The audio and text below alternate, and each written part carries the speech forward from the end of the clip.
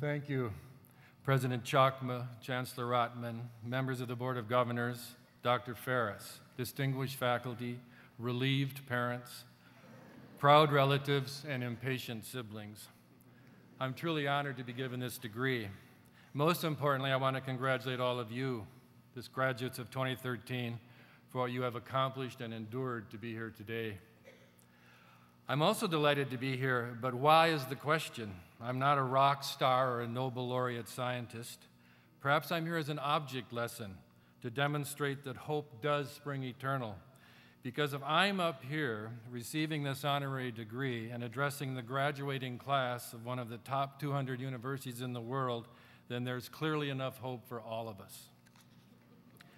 I should note, however, that my connection to Western goes back to my father, who graduated from here in 1936 with a BA, an MD, and the George Howard Ferguson Trophy.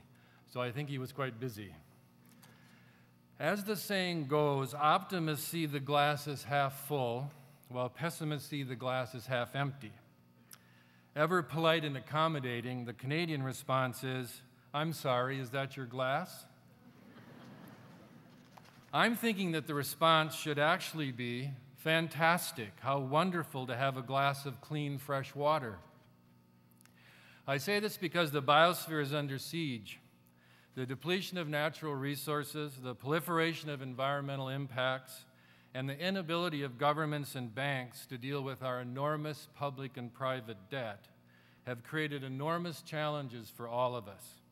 And I'll own up to the truth.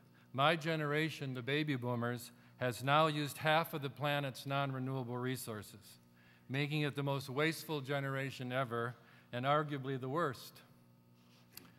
I've spent the last 37 years of my life working in and around museums, and my personal mission has always been to encourage museums to creatively answer the question, what does it mean to be a human being? This question has now become immeasurably more important because each of you is going to have to figure out what it means to be a human being on Earth at a time when every living system is declining and the rate of decline is accelerating. And I regret to think that this question may become the central preoccupation of your lives. Obviously, there's no clear path to guarantee your own prosperity. And I think it's essential to realize that we've entered a time of great transition when our assumptions about the abundance of everything are no longer tenable. It's now time to put your education to work to find your own unique way. And my purpose today is not to give you advice about how to do this, but rather to identify some habits of mind that might be helpful. I'm reluctant to do even this, as whatever success I might have achieved is largely the result of good luck, good fortune, and good timing. So never underestimate the importance of these. You might begin thinking about the original meaning of economics. The word economics comes from an ancient Greek word which meant the management of a household. The root of economics is all about stewardship, and as the poet Wendell Berry noted, must embrace all of existence, including the household, the community, and the planet, not just money in the marketplace. Or you might consider cultivating your personal agency. By personal agency, I mean the capacity of an individual to take action in the world. I trust that each of you is insightful and motivated by concerns beyond the university and the workplace, and possess personal values that guide your everyday life. Yet many people shy away from expressing their values and acting on their personal agency for fear of losing their job or their friends. I think that this fear is exaggerated. So rock the boat, fly under the radar, do what you need to do if you feel that something is important. I also recommend doing away with either-or thinking, the view that things are either this way or they're that way, or they're black or they're white. It was F. Scott Fitzgerald, the author, who said that the test of a first-rate intelligence is the ability to hold two opposed ideas in the mind at the same time and still retain the ability to function. Doing away with either-or thinking can actually reveal creative opportunities. As you know, a democratic society is composed of three distinct sectors: the for-profit sector, the public sector, and the nonprofit sector. But these distinctions are not necessarily useful, and they need to be blurred. And the Grayston Bakery in New York, for example, has done just that. This bakery makes a considerable profit selling its gourmet brownies and cookies, but they have a social mission, not a profit mission. The profits they make provide affordable childcare for their community, housing for the homeless, and health care for persons with HIV. You might also think about the increasing need to question and challenge authority. All of you, as highly educated citizens, have both the opportunity and the obligation to resist the status quo and question the way in which society is governed. Each of you can provide your organization, your communities, your family with the means of intellectual self-defense. We must avoid quiet compliance and do our best to provide timely and critical guidance to our leaders in all sectors of society. If you're concerned, for example, about how the federal government is treating the environment and our environmental scientists, speak out.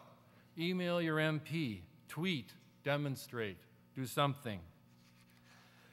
It's important to realize that the private ownership of natural resources, the increased centralization of power between governments and corporations, the elimination of biological and human diversity, and the concept of material progress at the expense of the biosphere, all of these things are the consequences of our unthinking commitment to economic growth and our collective passivity as citizens. We are now sleepwalking into the future, and each of you can and must change this, or 2050 will be a far cry from the privileged lives that we have today. So please heighten your consciousness in whatever way you choose. While resistance and independence of thought are essential, so is hope. And in the words of the author James Kunstler, hope is not a consumer product. You have to generate your own hope by being brave enough to face reality and being competent enough to deal with the circumstances that it presents. And last, be aware of presentism, our preoccupation with the present. High-tech pundits now argue that we no longer have a sense of the future, of goals, of any direction at all. We live in the now, where the priorities of this moment seem to be everything. There's no doubt that the internet and social media have become definitive markers of our civilization, but that does not exempt us from using them thoughtfully and critically. In other words, take your eye off your handheld device once in a while and consider the bigger picture. And I'm reminded of what Garrison Keillor, the American author, said: "You can learn more about life drinking gin straight from the bottle than you can by watching TV." It's been said that life has changed, growth is optional, so choose wisely.